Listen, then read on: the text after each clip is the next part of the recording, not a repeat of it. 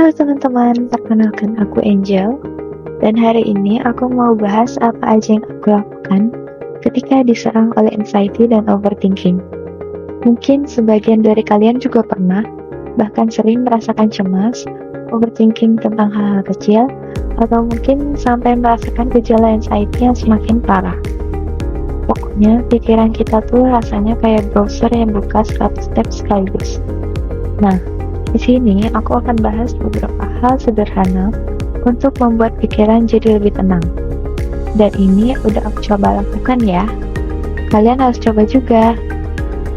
Oke, yang pertama, siapa nih yang kalau lagi galau, auto putar lagu sedih terus menerus? Teman-teman, apa yang kita dengar itu ngaruh banget ke mood. Mendengarkan lagu sedih berlebihan itu, terutama buat kita yang gampang baper, ternyata bisa memicu ingatan negatif dan malah bisa dikaitkan dengan resiko depresi loh. Memang sih, kadang butuh melampiaskan rasa sedih itu, tapi kalau keseringan tenggelam dalam lagu sedih, recovery emosi kita jadi terhambat. Mulai sekarang, coba deh kalian membatasi diri, ganti playlist sedih kamu dengan yang semangat atau yang bikin pikiran santai. Yang kedua, sering ngomong gini ke diri sendiri. Nah, itu namanya negative self-talk. Dan ini bikin kecemasan kita makin menjadi-jadi. Otak kita dengar loh apa yang kita ucapkan. Solusinya, kita harus mengubah self-talk itu menjadi afirmasi yang positif. Teknik self-talk ini sebenarnya bagian dari terapi yang keren banget. Namanya Cognitive Behavior Therapy. Ini tuh kayak riset di otak kita, membantu mengubah pola pikir negatif menjadi lebih rasional dan adaptif. Efeknya, kecemasan berkurang, confidence naik. Setiap kali pikiran negatif muncul, stop dan langsung ganti dengan aku bisa coba lagi, atau hari ini aku sudah melakukan yang terbaik. Ulangi terus sampai negatif vibes-nya pergi ya. Yang ketiga, pernah gak sih pikiran muter-muter kayak komedi putar? Mikirin hal yang sama terus menerus. Itulah overthinking yang bikin kita stuck. Nah, cara yang ampuh buat memutus rantai pikiran berlebihan itu dengan pengalihan atau distraksi yang produktif.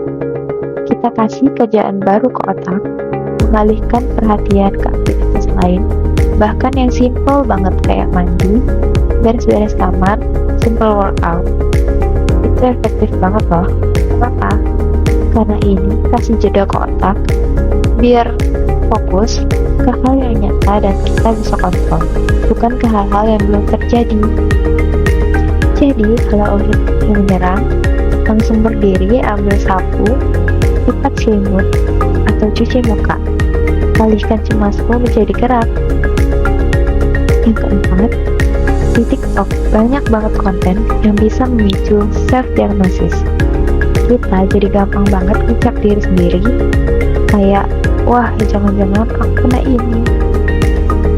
Nah ya teman-teman, self-diagnosis itu bahaya banget. Kenapa? Karena informasi di internet sering kali nggak lengkap dan kita bisa salah mendiagnosis diri. Diagnosis yang salah ini bisa bikin kita makin stres, salah langkah penanganan, dan yang paling bahaya, kita bisa terlambat dapat bantuan yang benar dari profesional. Kalau gejala kecemasan atau overthinking kamu sudah parah dan mengganggu aktivitas sehari-hari, harus berani cari bantuan ke psikolog atau psikiater. Itu bukan tanda kelemahan, itu tanda bahwa kamu peduli dan berani mengambil tindakan yang benar. Oke teman-teman, kita udah bahas 4 hal sederhana untuk menenangkan pikiran dari anxiety dan overthinking. Selalu ingat untuk batasi mendengarkan lagu sedih, mengubah self-talk menjadi afirmasi yang positif, lawan overthinking pakai minitas seperti mandi dan beres-beres kamar, dan yang paling penting, tidak self-diagnosis, cari bantuan profesional jika gejalanya memburuk.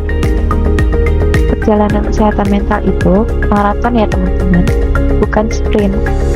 Lakukan hal-hal kecil ini secara konsisten dan kamu akan lihat progres besar dalam mengelola pikiranmu. Terima kasih ya udah dengerin sampai akhir. Tetap semangat and stay positive.